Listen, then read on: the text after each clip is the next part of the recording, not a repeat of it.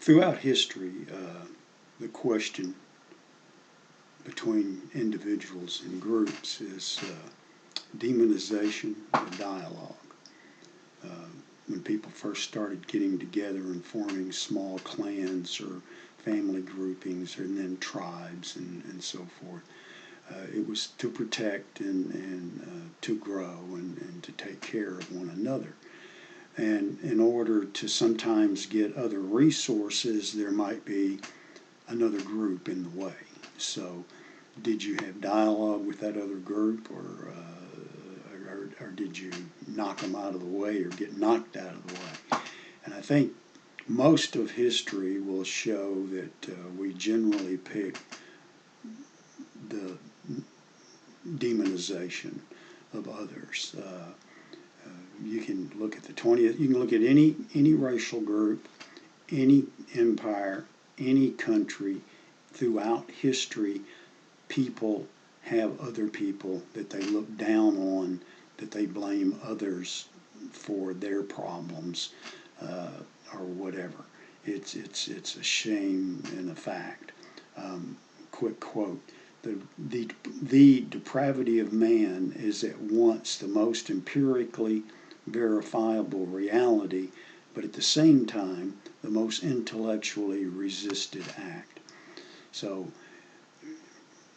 right now we have people in this country, and we had made strides at eliminating this, but who who have a lot of cooperation in demonizing another group within this country and blaming for all of their problems.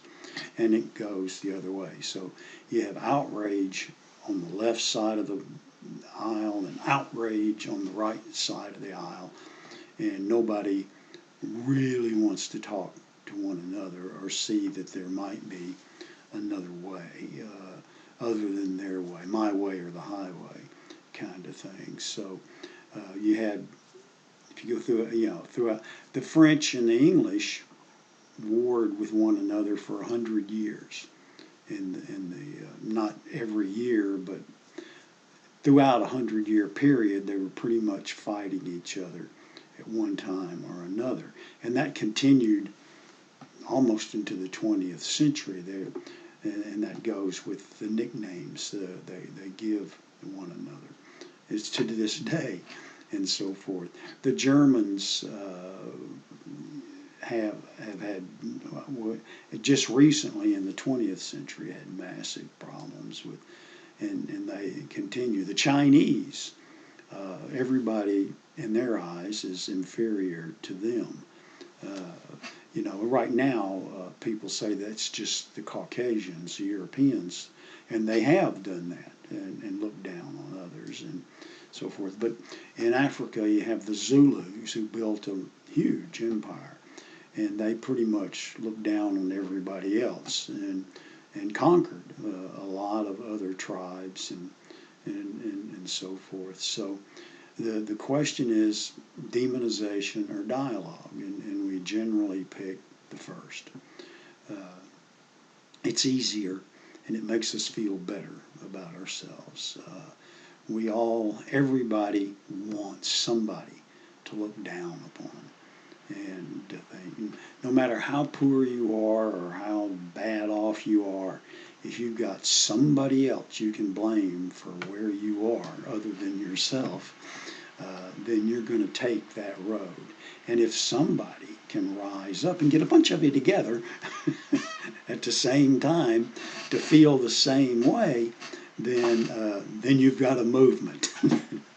And there are people right now pushing those buttons, because there's always somebody that wants to be part of something greater than themselves. That's why you have mobs. And mobs do things they wouldn't normally do if they were individuals, because they all together, they all believe that they're doing the right thing. And then later, they may or may not be ashamed. Generally, they're not, and so forth. But so this is the never-ending question, and we always answer it. we take the affirmative. Several years ago, you had Rwanda, where people that looked pretty much the same were killing each other, and I don't remember the differences. In Ireland, you had Northern Ireland, you had Catholics and Protestants.